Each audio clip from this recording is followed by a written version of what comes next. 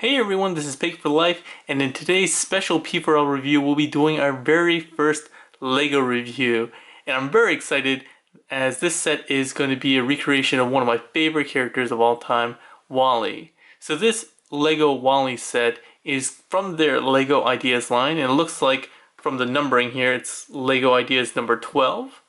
But the LEGO set is actually number 21303. So this is obviously a recreation of the adorable hero WALL-E from the self-titled movie, and I'm just really excited because even though I grew up like every other child in the world with Lego, I never really collected it as an adult. But once I saw this set, I knew I had to have it because I saw the original fan-made set that actually was done by one of the employees at Pixar. I think the director of animation or something like that. And he made one and it got a lot of support, and that's how Lego Ideas really work, obviously, that they get fan support and then they get reviewed by Lego and then get put into production if it seems to be viable. And I'm super glad that they did this because, like I said, he's definitely one of my favorite characters and one that I really bond with my son over. In any case, let's go ahead and get into packaging review.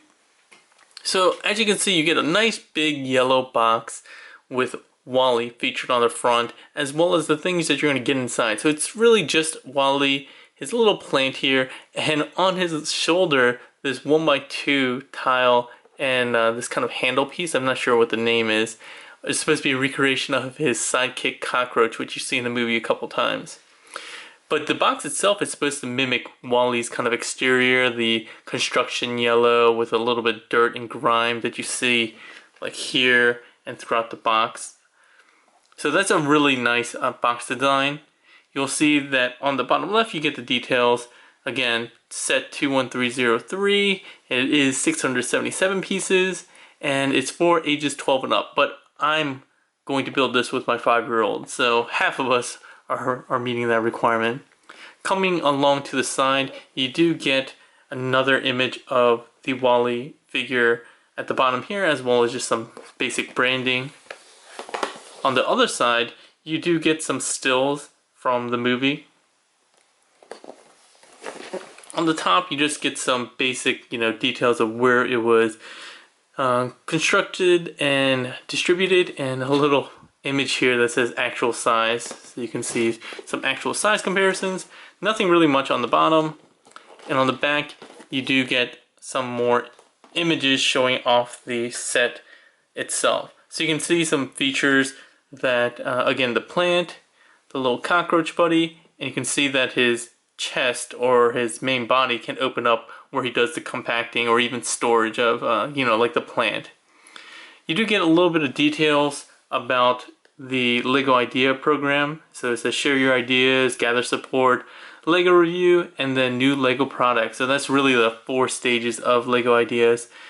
Making sure that you put it online, get 10,000 supporters, then it will go into review, and then if it passes that, it will get put into production like this. That's really it. The box itself is pretty sturdy. It is a shoebox design, so you just have 2 pieces of tape here that you cut and then you open like so. And the one thing I noticed, which is a little disappointing about this set, is that while you get a number of different baggies, you get like 1, 2, what is it? 3, 4, 5, 6, 7, 8, 9 baggies. They're not individually numbered, so it's going to be very hard to keep all this organized if you're going to be trying to do it over numerous sittings. But if you want to just knock it out at once, I guess that's fine. I'm not really sure how complex this is going to be. I don't think they have like kind of a rating system for how difficult builds are going to be in the LEGO world. But I'm going to be doing this with my son tomorrow. But I just wanted to shoot this part of the review early so you can see what it looks like in the bags. In addition to the, 9 bags of pieces, you get this nice big booklet. And predominantly it just goes through the entire build, which is something like 100, almost 200 steps. But you also get a little bit of information about WALL-E himself, the background of like the movie and everything like that, and then it features a kind of profile of the designer. Again, the designer actually being a Pixar employee. It gives some background about the build. Angus McLean apparently was the directing animator for the film WALL-E, and he built this during the time when they were kind of designing and rendering WALL-E. So that's really, really cool to me. Like, I thought it was just fan made, but to find out that somebody was actually involved in the creation of the movie and the character, actually building this out during the production time and not even afterwards, is really, really cool. I love that story. And the fact that they said that they worked very closely with him to refine the design for this final product. So it is different from the original fan-made version, but this one looks really, really great. So yeah, that's really it for the packaging and contents. I'm gonna go ahead and build this with my son tomorrow and finish off the review. And I'm back a day later, finally constructed with my 5-year-old. And the whole build took about 2.5 hours. Again, I built it with a 5-year-old, so he built half, I built half. If you built it by yourself, this piece probably could only get done pretty quickly, around an hour or so, I would imagine. But it's a really fun build. It's really nice. I had to backtrack a couple times just because I'm not a master builder, and since I haven't really focused on Legos in a long time, I messed up a lot by mixing up some of the colors, especially the gray, because the manuals have never been very good about accurately depicting the colors. So grays, you know, there's 2 different types of grays here. I actually mixed up a bunch of grays on here, as well as on the neck. And it wasn't until I got to the neck, which is significantly later, that I had realized that I mixed up some colors. So just pay attention to that. But yeah, very fun build. It has a lot of cool custom pieces. So in addition to WALL-E, you get his little cockroach buddy, which I mentioned before. It's just a simple 1x2 tile plus the little handle / antenna piece. I don't even know what these are called. But yeah, it has one little antenna.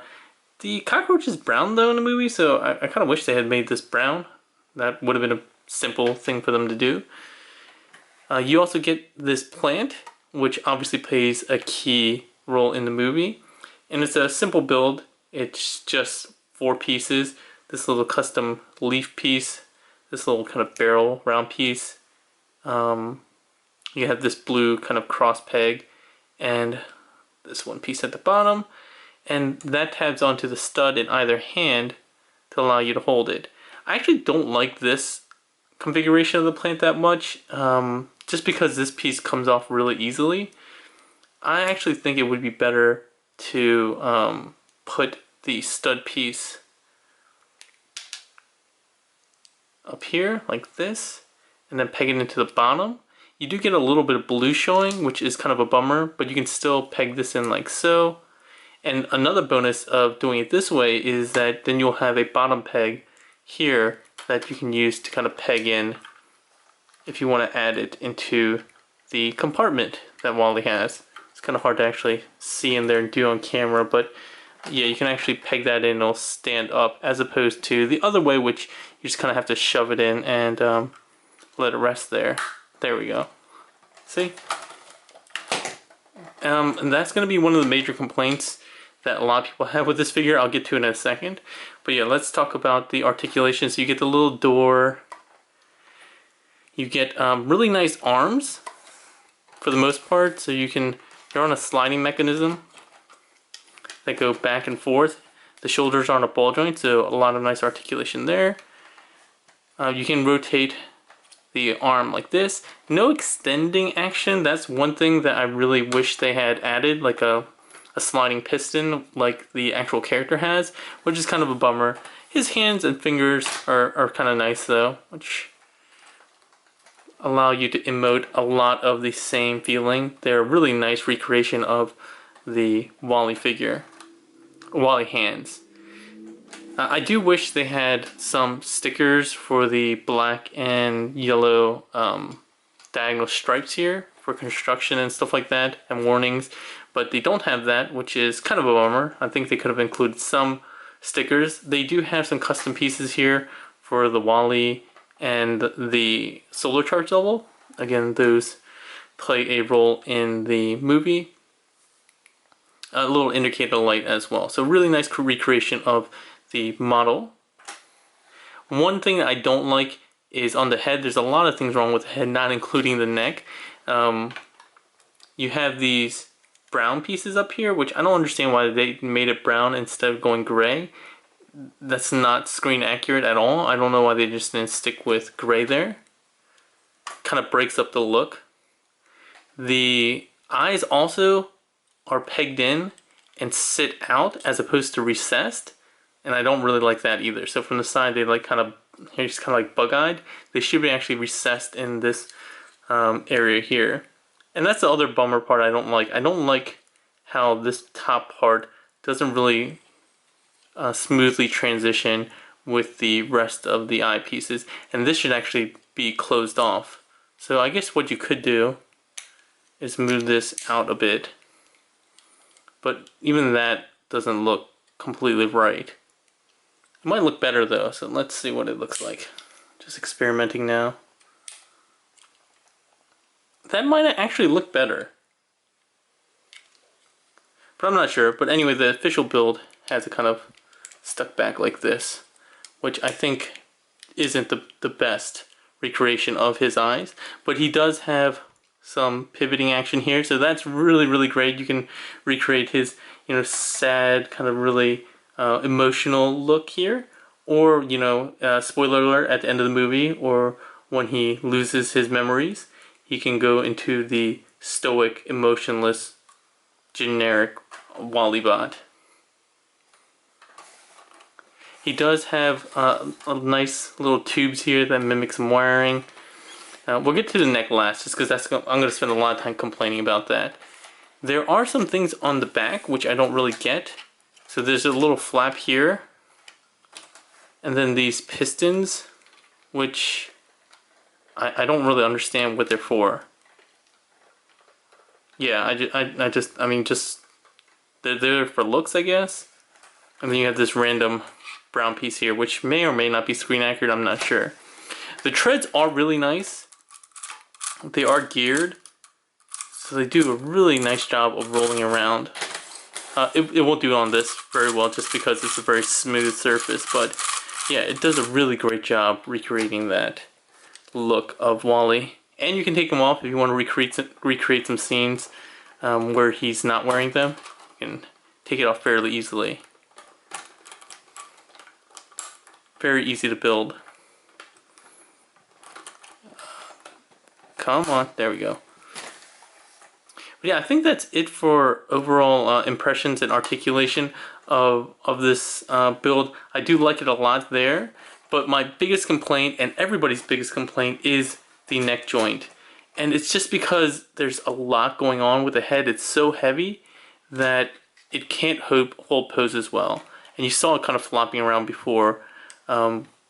He does have a lot of articulation up here with this kind of ball joint, but it's only on like a single peg.